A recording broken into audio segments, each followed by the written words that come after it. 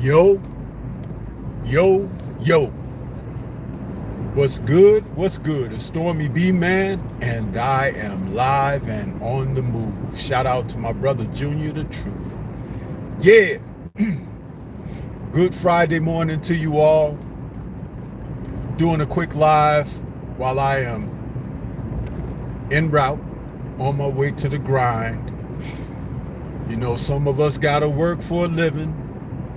You know, some of us gotta take it to the max while others lay back eating donuts.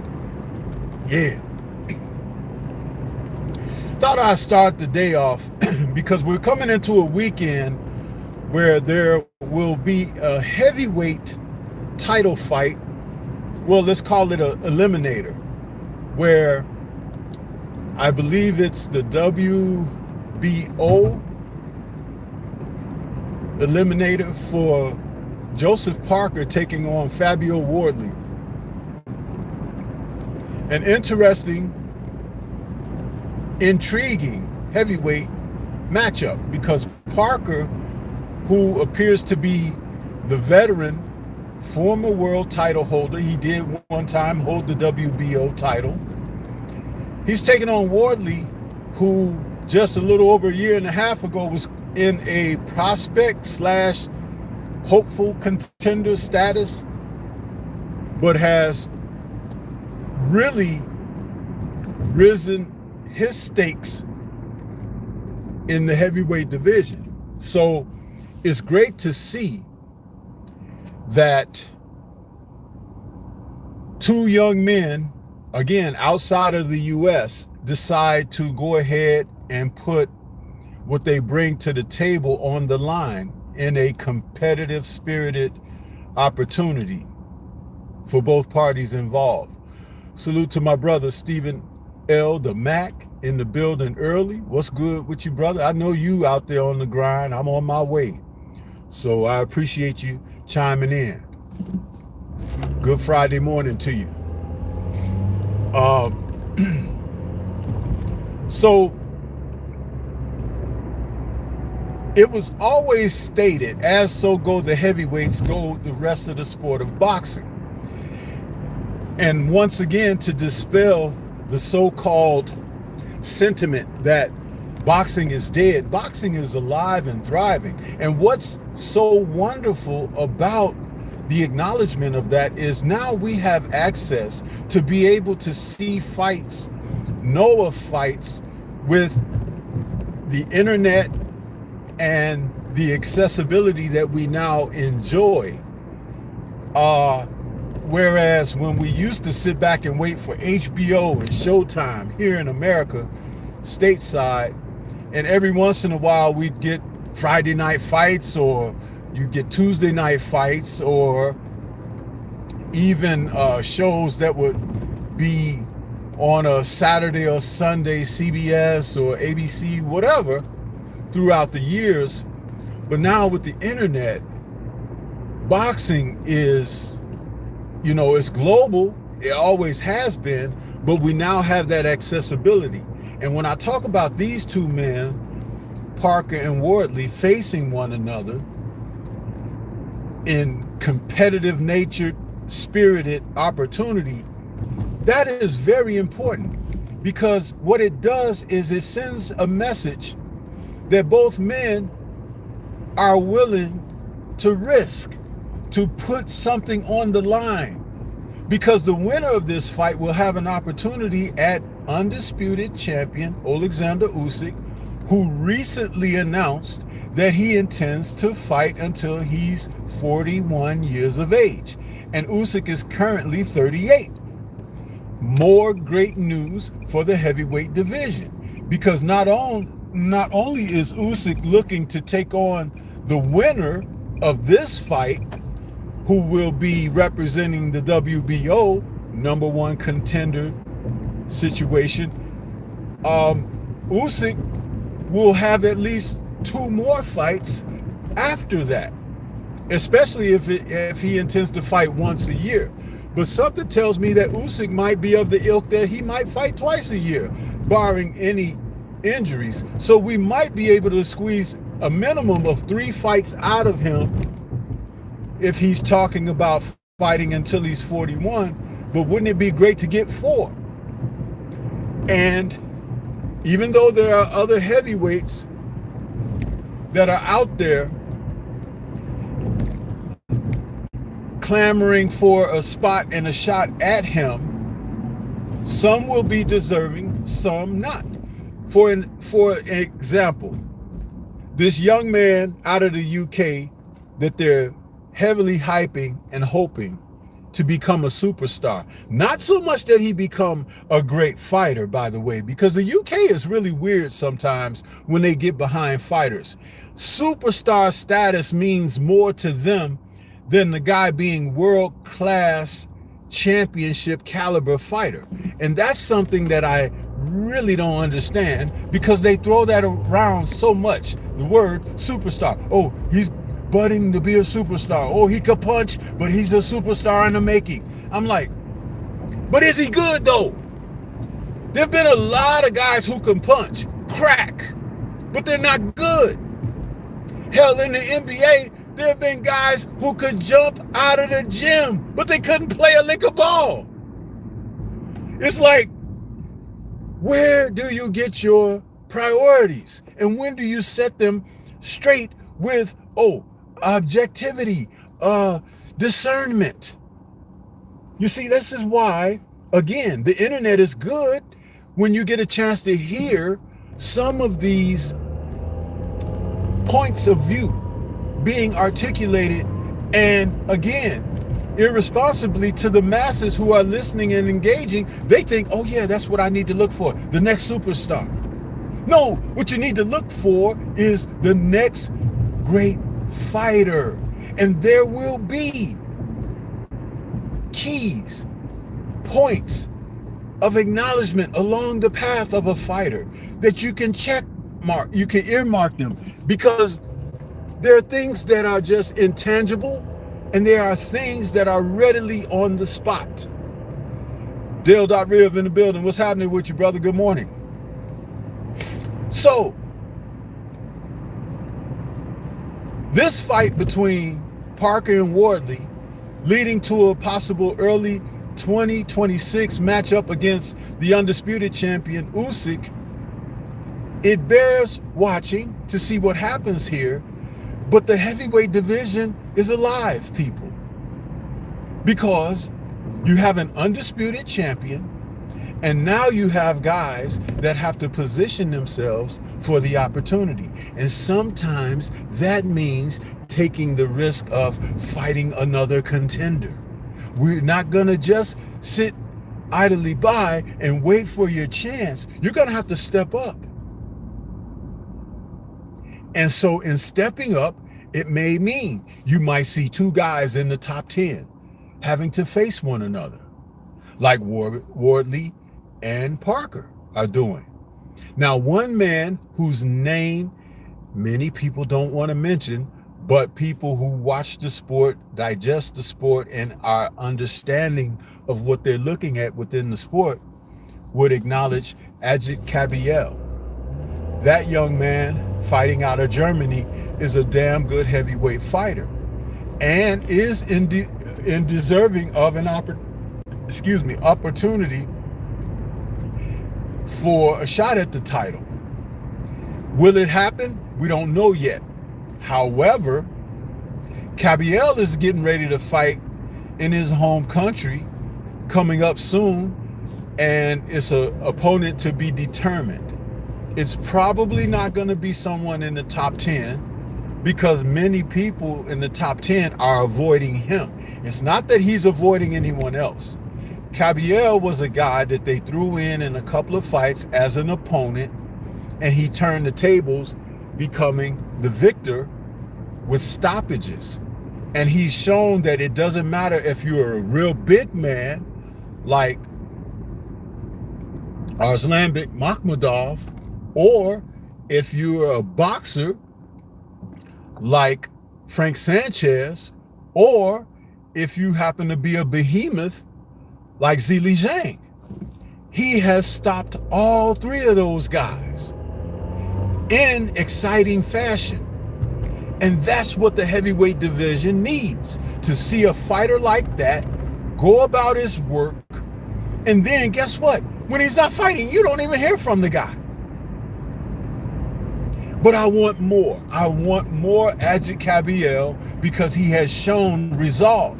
He got dropped by Zhilei Zhang because he was admiring his work a little bit, and Zhang caught him a good shot.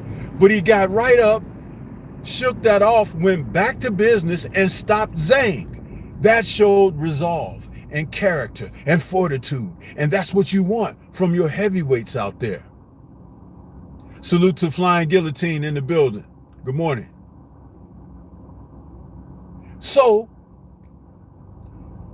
we're looking at a landscape, possibly a new era, where we don't expect Usyk to be on top for much longer. Again, like I said, he's given us that he's going to fight until he's 41. Now, mind you, he could fight someone and they upset him because, you know, he'll be the favorite regardless of who he's fighting.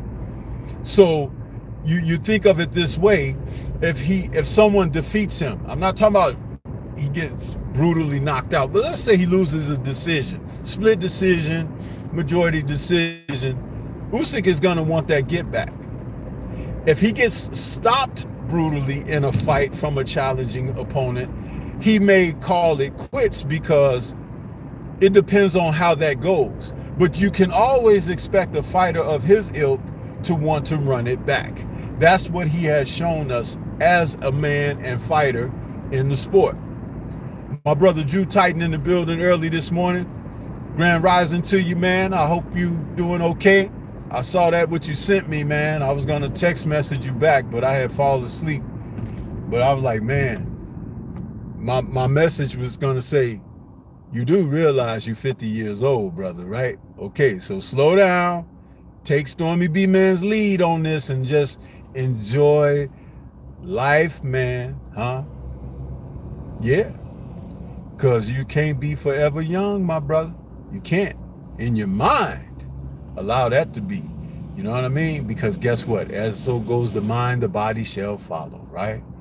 But if you put too much taxing on the body, the mind is going to shut down. Yeah. So salute to you, brother. Heal up. And I'm waiting for you live this morning. Yeah, man. So the heavyweights, what we're seeing is, like I said, a new era, a new horizon.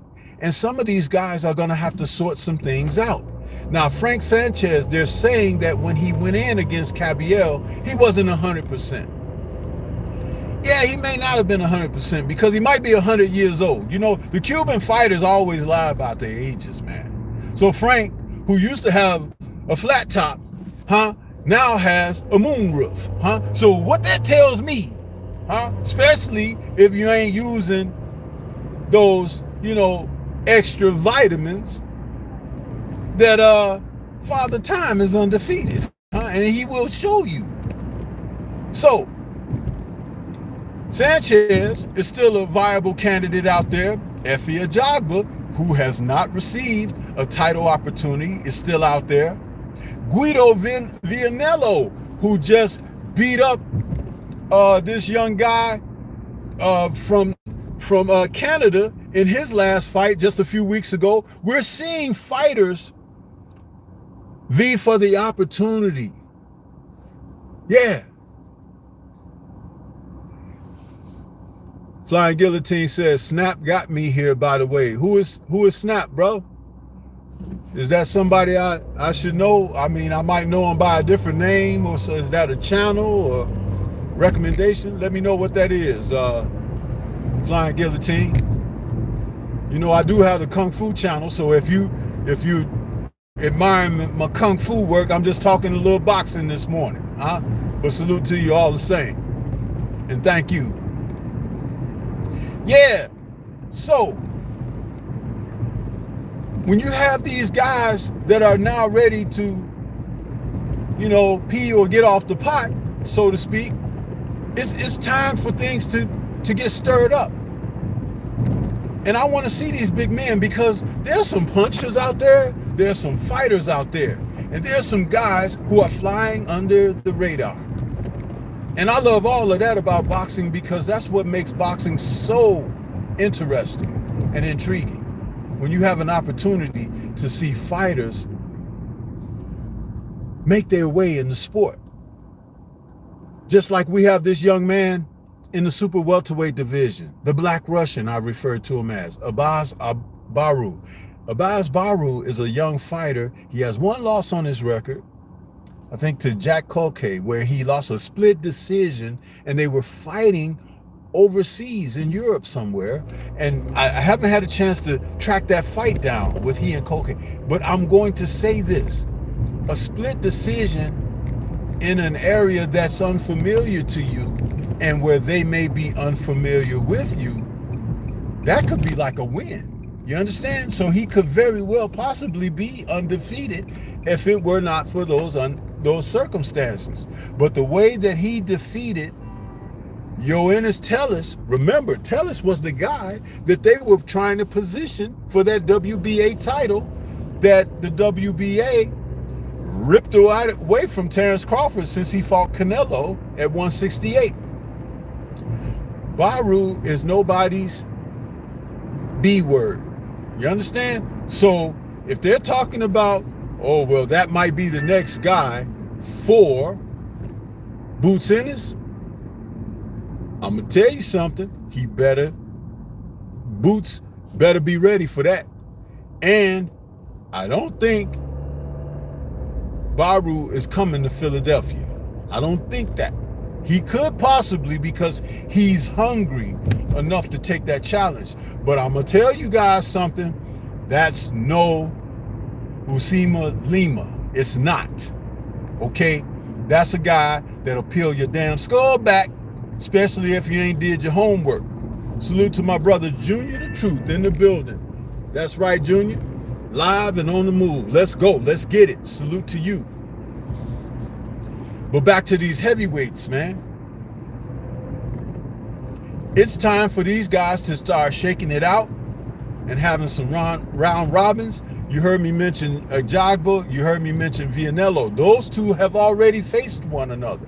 You heard me mention Frank Sanchez, who has also faced Ajagba and has a victory over him. So what we're seeing is things starting to shape up. Who should be in the mix and who has fallen back a step or two. Now, that young force of nature, Ajit Cabiel, I'm telling you guys, that could very well be an uncrowned titleist. And I say titleist because he may be one who doesn't get the opportunity to fight for undisputed. Because for whatever reason, and I'm going to say this, you don't hear a lot of people say this, but STORMYBMAN is always going to put it out there for you in the most realistic of manner, right? There is racial bias in the sport of boxing, where in certain weight classes and divisions that represent the sport, well, let's call them the glamour divisions, they want certain type of representation for certain weight classes, and in others you get no shot, like Mickey told Clubber Lang and Rocky 3, you get no shot, I don't care what you's ranked. Yeah, because see, I'm gonna tell you, listen, them good old boys, they still run the whole shebang. They do. And I don't care if you are the most gifted. There's this guy walking against the green light, man. He's got a death wish this morning. Yeah. I don't care where you're from. But let me tell you something. The heavyweight division, there were fighters who should have had a title shot, and they didn't get it. When you think about the Nigerian Nightmare, and he was fighting Vladimir Klitschko, he knocked Klitschko down to the canvas about 8 times in that fight, and Klitschko still won a decision. How the hell does that happen? They didn't want that African to have the title. They didn't. They don't want certain representation at the top, man. Now, Kabiel is a German fighter. They don't want a German heavyweight champion of the world. Yeah. You know, that goes back to when certain guys were fighting in the division. What was that young brother's name that knocked out Hasim Rahman, knocked him through the ropes? I can't think of his name. He was one of those fighters from over in Germany, and he could have fought Lennox Lewis for the world title and everything, or Vladimir Klitschko, who at one time held a piece of a title after Lennox, but he never got that shot. Never got the shot. See, I've watched those kind of things, and I've talked to a couple of brothers behind the scenes, and I say, if you pay attention, Oleg Maskev, thank you there. What's that, Drew Titan? Yeah, thank you, Drew. Oleg Maskev. And see, there is a little bit of a thing where they put a cap on things.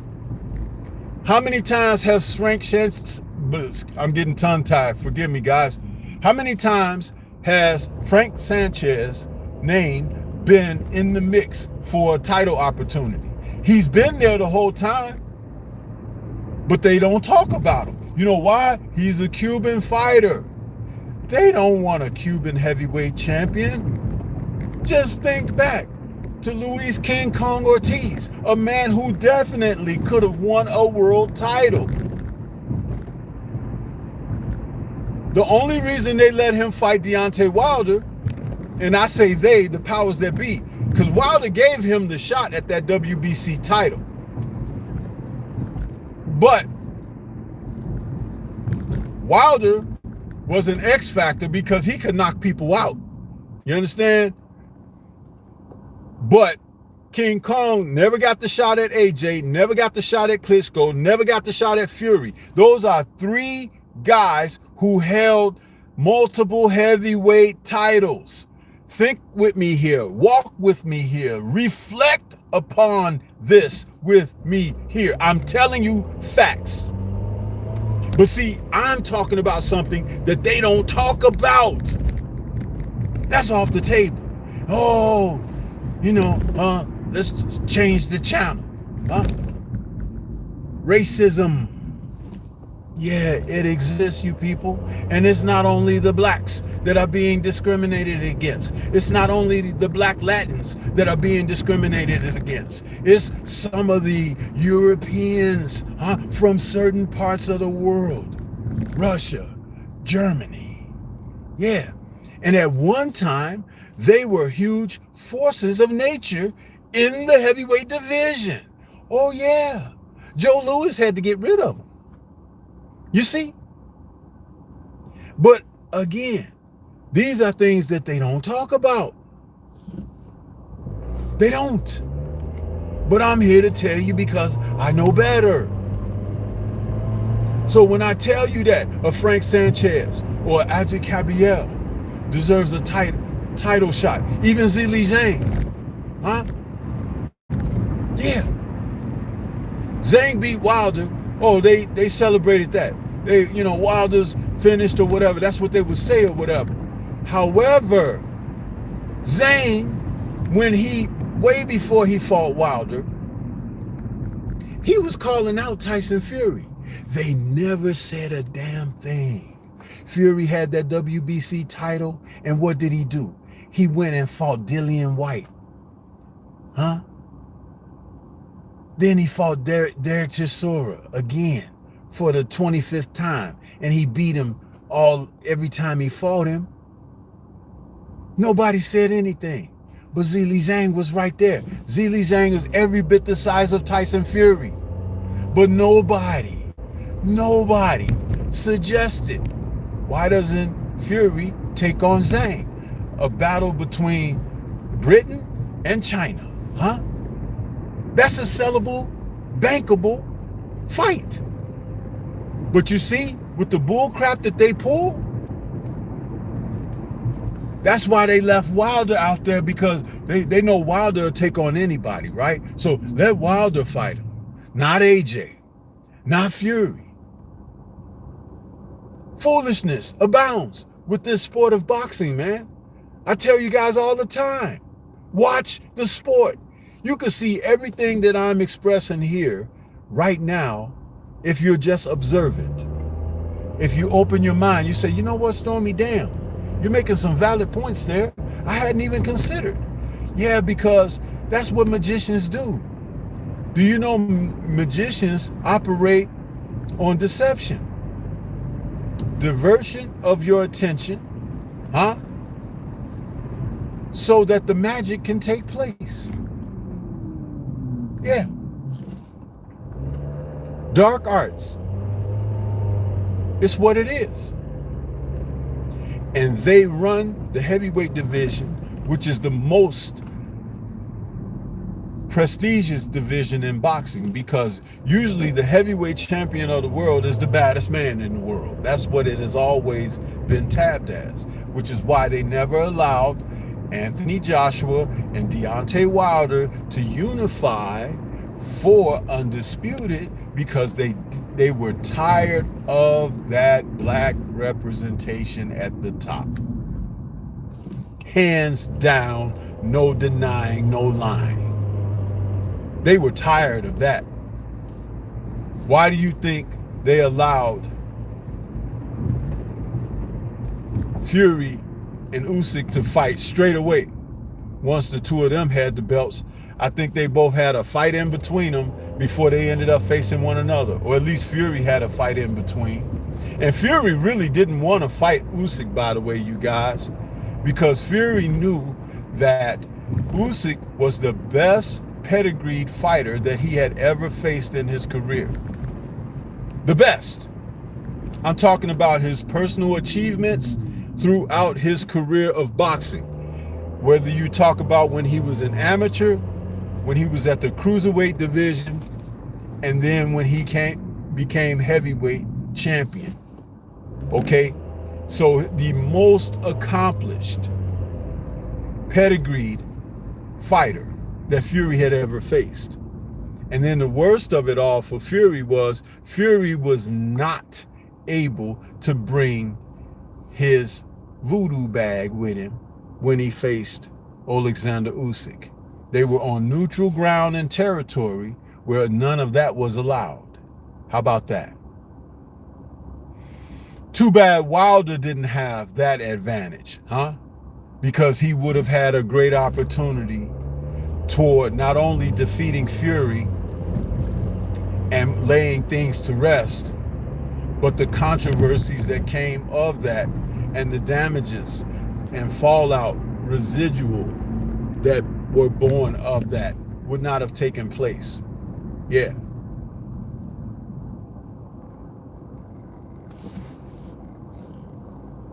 Yep.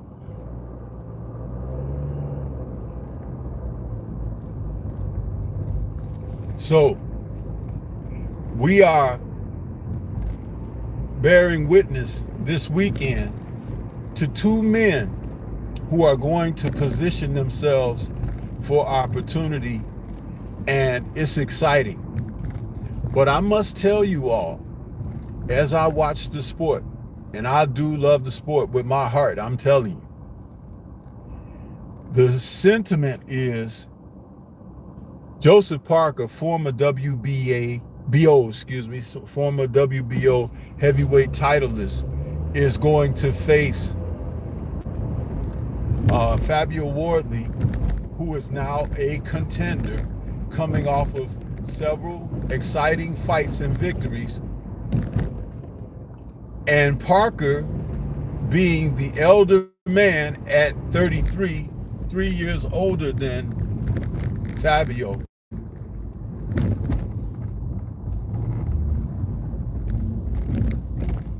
he's the consensus favorite.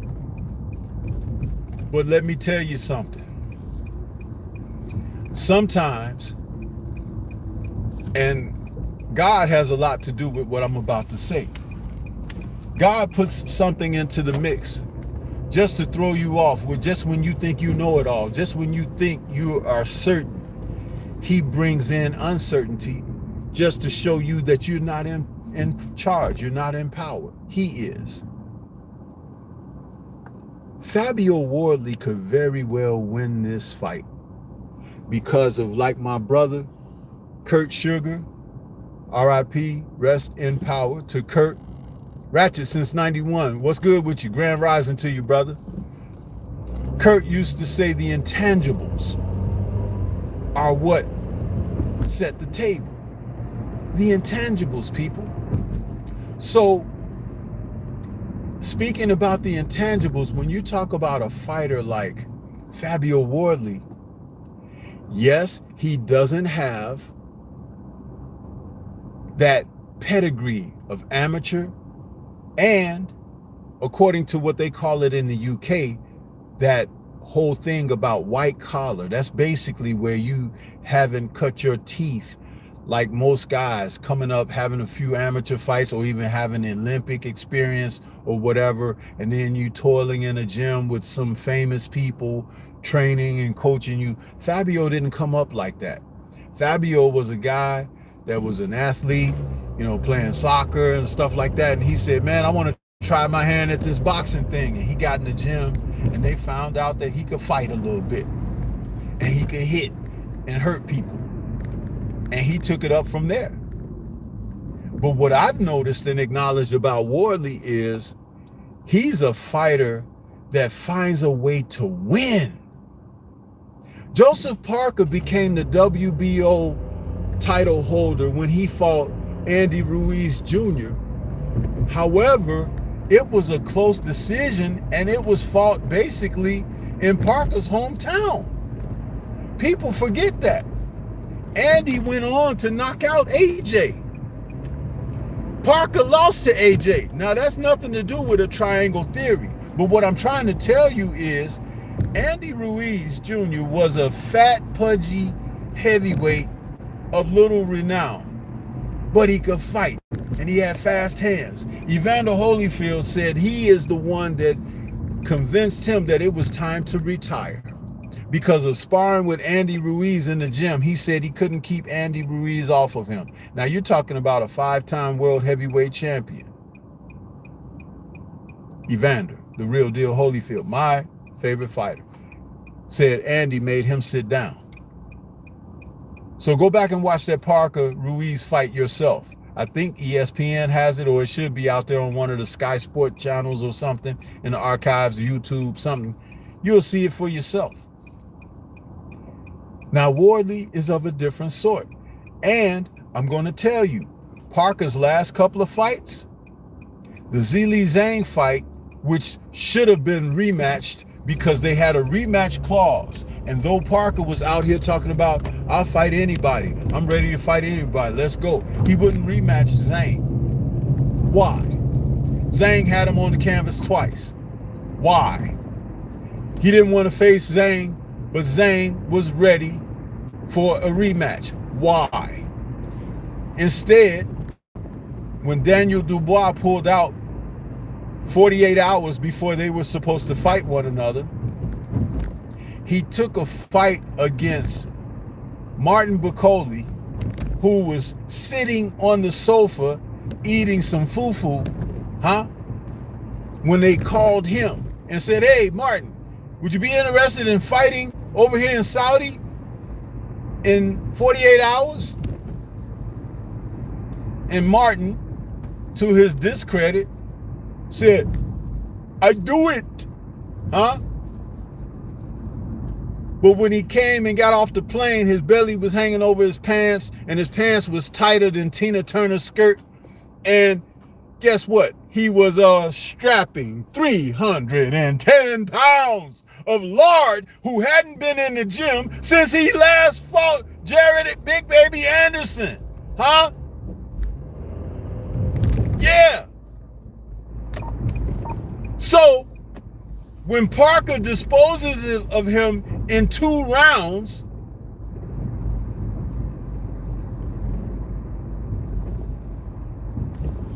they were all over the place celebrating Parker. What did he do? He beat up a fat dude who hadn't trained.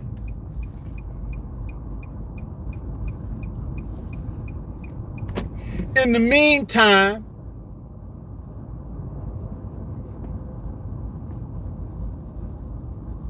Fabio Wardley fought 2 fights with Big Fraze Clark, the other UK hopeful and a former Olympian.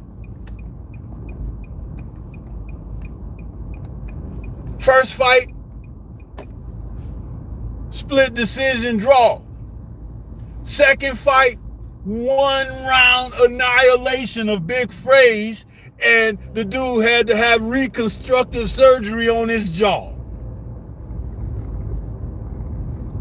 Then he fought Justice Hooney because he was supposed to fight Jarrell Big Baby Miller, huh?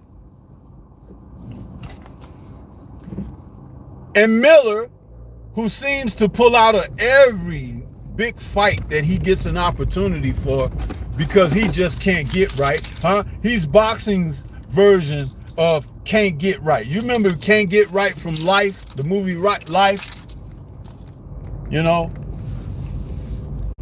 got the sheriff's, daughter pregnant, huh? He got that right, didn't he? Who the daddy? I'm that baby pappy. Yeah, man. So boxing is a lot like real life, ain't it? Dude, we're seeing some stuff that just really defines. And you got to know what you're looking at. Wardley is dangerous. And you got all these people out here, just like when Bud Crawford was going into his fight against Canelo. There are weight classes for a reason, and I just believe that Canelo is, the bigger man is going to smash the little man, and the little man won't be able to take the punch, and the little man won't be able to hurt him. Man, Bud Crawford dispelled all of those rumors and so-called talking points. He hurt Canelo. He beat Canelo up. He outboxed him. He outclassed him. He outpunched him. He outfought him. He outthought him. Huh? Didn't he? Ali used to say, it'll be no contest. That's what Bud made it against Canelo, didn't he? No contest. Yeah. So the same people now are saying these things about Fabio Wardley because he's a white collar. God, I said a moment ago, didn't I say he makes things for a reason so he gets the glory? Not you. You just tell a stupid story. Huh? Yeah, because Fabio can go in there and turn Parker's lights out. If Joe Joyce was able to knock out Joseph Parker, Fabio Wardley can put him in the coffin. Huh? This is what these people can't see.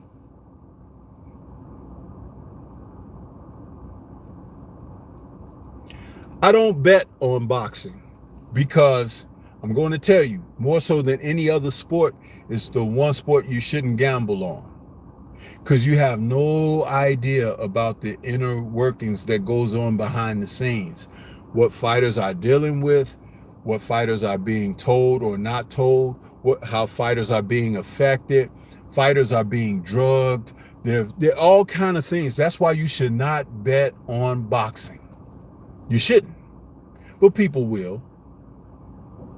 But all things being on the level, you need to pay attention to what can transpire in a boxing match. And Joseph Parker hasn't shown me nothing that tells me that he is ready for this young man he's fighting Saturday. And like I said, Wardley is 30 years of age, 3 years younger than Joseph Parker. But he's a different type of a man than Parker has fought in his last, let's just say 3 or 4 fights. Different. Because he's intelligent to know that he doesn't bring the experience of some of the other fighters who have been boxing since they were children or in their teens or whatever. So that means he has to use a little bit of cunning, guile, to go along with his athleticism and the ability to fight and the fortitude that he carries within. The intangibles that Kurt Sugar always talked about. You see? This is why you have to watch the sport and don't just listen to these people who have agendas, because they want someone to be a star, but they don't want anyone to be there to raise the bar. Bars. Don't hate the player, hate the game.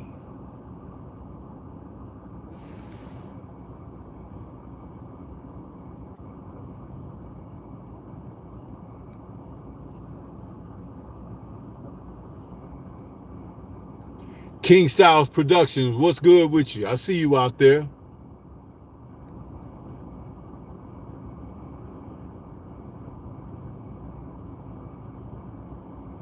Who else we got in the building? Drew Titan says, that was crazy, 310 pounds. Yeah, the dude hadn't done nothing since he fought Jared Anderson and was like basically on the sofa with a bottle of Beck's beer in his hand when they got the call. Take the next thing smoking out of the Congo and get over here to Saudi. Do you know when he got in the ring, he wasn't even wearing his own trunks and gloves? He was wearing somebody else's stuff. The dude literally, listen, that's like asking me to get in the ring with somebody tomorrow. That's what he was. No training camp or nothing. And Parker and his people celebrated it like they had really done something. Only because when he was trained and defeated Jarrell Anderson, it was like that was a good win for him. But hell, that was when Moses parted the sea. So this is what they do? This is how they convince you somebody is good?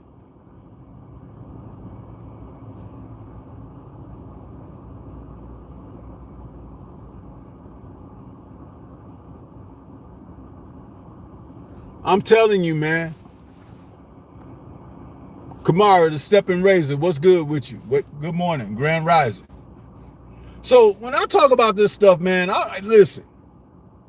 I speak on things that some people don't say or whatever, and even those who are close to the fighters, they know damn well I'm telling the truth, but they will never acknowledge it, but they be out here listening, writing shit down.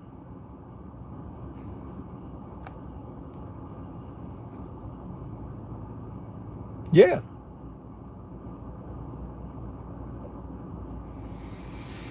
But listen, peeps.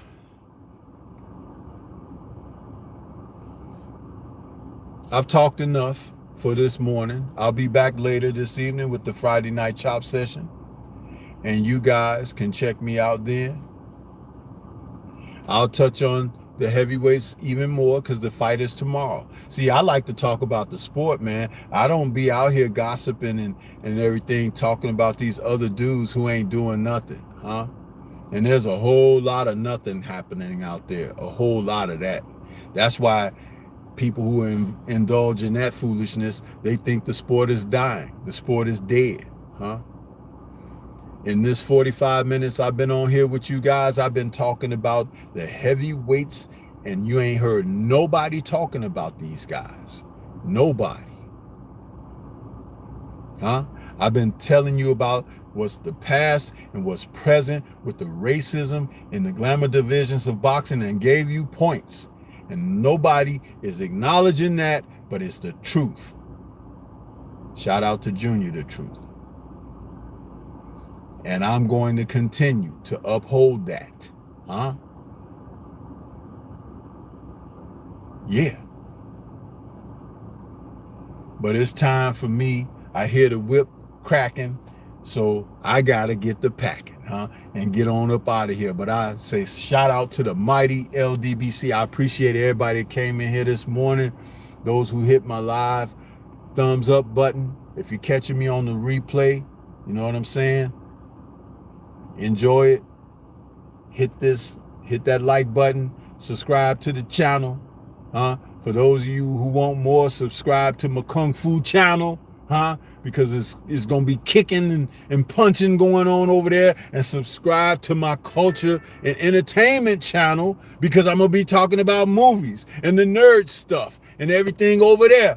STORMYBMAN is here to make this thing right. Peace. I'm out of here.